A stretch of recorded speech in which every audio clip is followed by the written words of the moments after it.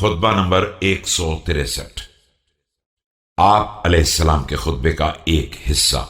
اللہ کی توصیف، خلقت انسان اور ضروریات زندگی کی طرف رہنمائی۔ بسم اللہ الرحمن الرحیم۔ تعریف پروردگار۔ الحمد لله خالق العباد وساطح المهاد ومسير الوهاد ومخصب النجاد، ليس لأوليته ابتداء ولا لأزليته انقضاء، هو الأول لم يزل والباقي بلا أجل۔ ساری تعریف اس اللہ کے لیے ہے جو بندوں کا خلق کرنے والا، زمین کا فرش بچھانے والا، وادیوں میں پانی کا بہانے والا اور ٹیلوں کا سرسبز و شاداب بنانے والا ہے۔ اس کی اولیت کی کوئی ابتدا نہیں ہے اور اس کی ازلیت کی کوئی انتہا نہیں ہے۔ وہ ابتدا سے ہے اور ہمیشہ رہنے والا ہے، وہ باقی ہے اور اس کی بقا کی کوئی مدت نہیں ہے۔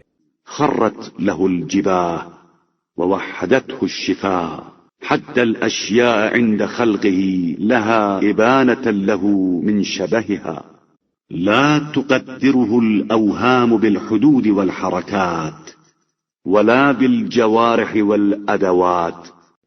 پیشانیاں اس کے سامنے سجدہ ریز اور لب اس کی وحدانیت کا اقرار کرنے والے ہیں۔ اس نے تخلیق کے ساتھ ہی ہر شے کی حدود معین کر دی ہیں تاکہ وہ کسی سے مشابہ نہ ہونے پائیں۔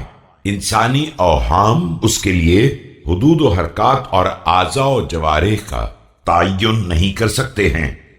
لا يقال له متى ولا يضرب له أمد بحتى، الظاهر لا يقال مما والباطن لا يقال فيما، لا شبح فيتقضى ولا محجوب فيحوى۔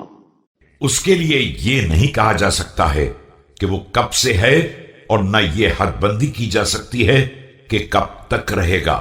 وہ ظاہر ہے لیکن یہ نہیں کہا جا سکتا ہے کہ کس چیز سے، اور باطن ہے لیکن یہ نہیں سوچا جا سکتا ہے کہ کس چیز میں۔ وہ نہ کوئی ڈھانچہ ہے کہ ختم ہو جائے اور نہ کسی حجاب میں ہے کہ محدود ہو جائے۔ لم يقرب من الأشياء بالتصاق ولم يبعد عنها بافتراق، ولا يخفى عليه من عباده شخوص لحظة ولا كرور لفظة ولا ازدلاف ربوة۔ ظاہری اتصال کی بنیاد پر اشیاء سے قریب نہیں ہے اور جسمانی جدائی کی بنا پر دور نہیں ہے۔ اس کے اوپر بندوں کے حالات میں سے نہ ایک کا جھپکنا مخفی ہے اور نہ الفاظ کا دہرانا، نہ بلندی کا دور سے جھلکنا پوشیدہ ہے۔ ولا انبساط خطوة في ليل داج ولا غسق ساج، يتفيأ عليه القمر المنير وتعقبه الشمس ذات النور في الأفول والكرور وتقلب الأزمنة والدهور۔ اور نہ قدم کا آگے بڑھنا اندھیری رات میں اور نہ چھائی ہوئی اندھیاریوں میں جن پر روشن چاند اپنی کرنوں کا سایہ ڈالتا ہے، اور روشن آفتاب طلوع و غروب میں، اور زمانے کی ان گردشوں میں۔ من إقبال ليل مقبل وإدبار نهار مدبر، قبل كل غاية ومدة وكل إحصاء وعدة، تعالى عما ينحله المحددون من صفات الأقدار۔ جو آنے والی رات کی آمد اور جانے والے دن کے گزرنے سے پیدا ہوتی ہیں، وہ ہر انتہا و مدت سے پہلے ہے اور ہر احصاء و شمار سے ماورا ہے۔ وہ ان صفات سے بلند تر ہے۔ ونهايات الأقطار وتأثر المساكن وتمكن الأماكن، فالحد لخلقه مضروب وإلى غيره منسوب۔